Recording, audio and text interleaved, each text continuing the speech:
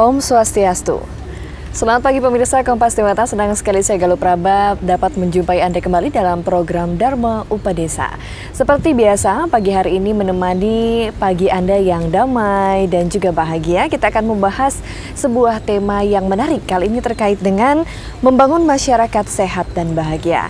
Sebetulnya topik sehat dan bahagia ini adalah topik yang mungkin biasa untuk kita dengarkan sehari-hari. Ini adalah tujuan hidup manusia sewajarnya begitu ya, sehat dan bahagia. Setelah itu sudah puas rasanya, tapi ternyata kenyataannya mewujudkan sehat dan bahagia itu tidak semudah membalikkan telapak tangan. Nah, kita akan membahas tema kita yang menarik ini bersama dengan seorang narasumber.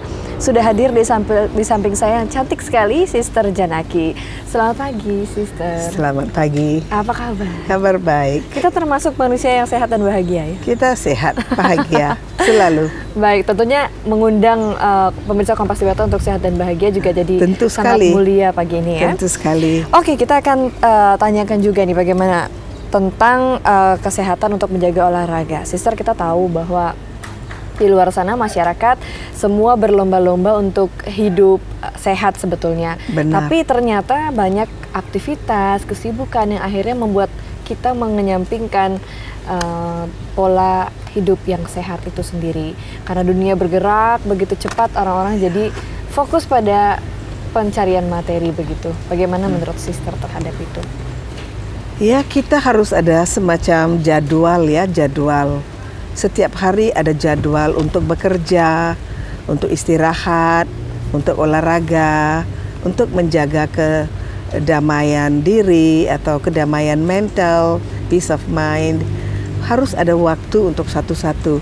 Jika kita memberi perhatian pada satu aktivitas, misalnya bisnis, dari pagi hingga malam, pasti kita tidak menjalani hidup yang sempurna. Hidup sempurna harus ada segalanya. Kesehatan, kedamaian, ada juga hasil untuk cari nafkah ya, harus ada hasil. Kemudian harus ada kebahagiaan dalam keluarga. Itu semua perlu. Maka bagaimana kita membagi-bagi waktu untuk semuanya. Maka pada dasarnya ada dua. Satu, badan harus sehat. Yang kedua, pikiran. Jika pikiran kita tidak damai dan pikiran yang kita ciptakan itu tidak damai, maka cara kita bergaul dengan orang, cara kita melakukan bisnis, cara kita menjaga badan, semuanya menjadi terganggu. Maka mana yang lebih penting? Kesehatan mental, pikiran, atau kesehatan badan? Karena orang yang sehat walafiat, jika sering-sering marah, jika sering-sering stres, jika sering-sering tidak puas, bisa jatuh sakit. Maka kita harus juga beri perhatian supaya kehidupan kita seimbang, jiwa, raga, sama-sama saling mempengaruhi, saling mendukung, dan saling sehat, supaya hidup kita jadi bahagia. Oke. Tapi sebetulnya apa sih, Sister, definisi atau pengertian yang sesungguhnya dari sehat itu sendiri? Maka sehat. Ya, sehat itu ada 4 bagian. Sehat fisik, ya, sehat sosial, sehat mental, sehat spiritual. Maka mental itu bisa dibagi pada emosi, pada kesadaran, sikap, karakter, macam-macam. Dan spiritual itu patuh pada Tuhan, patuh pada agama, jaga moralitas, jaga kebahagiaan, jaga hati, supaya kita selalu bisa menghadapi situasi, menghadapi orang dengan cara yang paling baik. Ada tidak sih hubungan antara kesehatan dengan yang namanya karma? Wah, ini dia nih. Ya. Agak berat ya? Ini agak berat. Karena kita kan lupa apa yang kita lakukan di masa lampau. Kadang-kadang kita anggap itu baik, tapi sebenarnya itu tidak baik.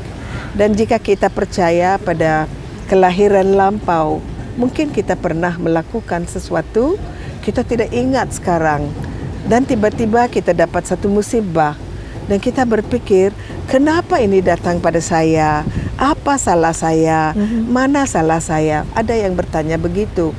Tapi satu hal, Galuh, adalah tidak ada sesuatu pun yang datang tanpa ada sebabnya. Setiap sesuatu yang datang itu ada sebabnya. Dan daripada kita bertanya, kenapa itu datang? Bagaimana itu datang? Apa salah saya? Kita hadapi saja mencari solusi. Kita hadapi saja mencari satu cara untuk mengatasinya daripada bertanya dan bertanya, karena bertanya itu bukan solusi. Maka jika ada sesuatu, cari solusi, karena itu datang pasti ada sebab. Mungkin kita lupa sebab, mungkin kita tidak ingat sebabnya, tapi itu datang. Maka apapun yang datang kita terima. Apakah kalau untuk menjaga kesehatan itu Sister bisa dilakukan hanya dengan menjaga pola makan, kemudian minum suplemen vitamin, olahraga?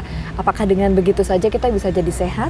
Ya, ini Galuh hari ini banyak orang hanya melihat badan dan mereka cari makanan sehat, mereka makan makanan suplemen, mereka olahraga, mereka juga jaga berat badan, dan juga rambutnya, dandanan, pakaian.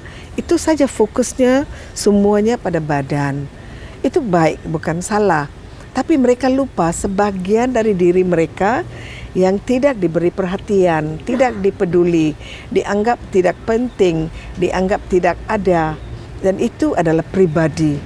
Maka pribadi yang indah, pribadi yang cantik, pribadi yang yakin, pribadi yang setia, pribadi yang benar-benar damai, itu banyak mempengaruhi pergaulan, itu banyak mempengaruhi karma, itu banyak mempengaruhi hasil yang kita dapat.